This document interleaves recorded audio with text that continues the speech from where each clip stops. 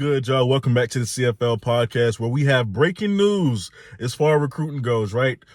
4-star prospect Robert Lockhart III has been crystal balled to Jackson State. He just recently put out a top 3, and it consists of Jackson State, of course, Maryland, and Colorado. That is his top 3. Let me tell you something about Robert Lockhart. The boy is a cheetah.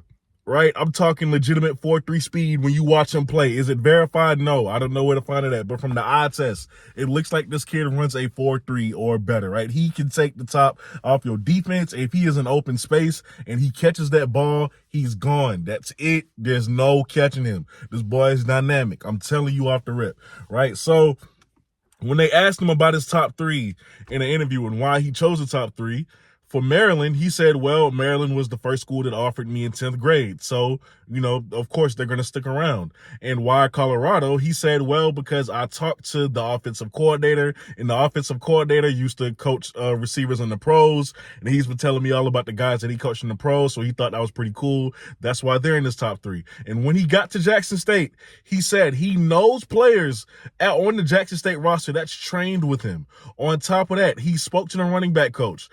He spoke to the offensive coordinator. He spoke to different coaches, and they all said, this is the system for you. So, those things, those are the reasons for all 3 schools that are on his list. But the fact that he knows players on that roster that he trains with, and he also said that the players that he knows that are on that roster, they talk about how happy they are at Jackson State. So that played an effect for him to put Jackson State into his top 3. So there's that. Those players are always recruiting. They have a lot of power when it comes to recruiting talent. So there's that. Now, just to give you a little background, he does run track, of course. When you got speed like that, you're going to be a multi-sport athlete. So he tore his ACL in the spring game of his junior season. He did. But he did not lose that speed. Oh, best believe he ain't lost that speed. He came back and he's still looking good.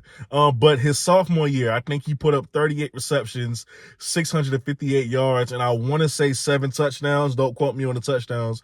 But he did have a pretty productive sophomore season. Got into the spring game of his junior year, tore his ACL, but he's fine. He ain't lose a step at all. Trust me when I say that. Imagine him in that receiving core, man.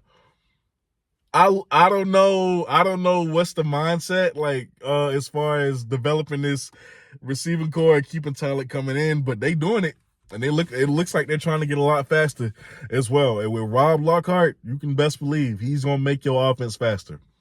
So you let me know what you think about this kid down below in the comments. How excited are you? And I don't want to hear we don't need another receiver. Listen, there's never a such thing. It's too much of anything, ever, right? So don't act like y'all too good to not stockpile talent. Like let's not act like that.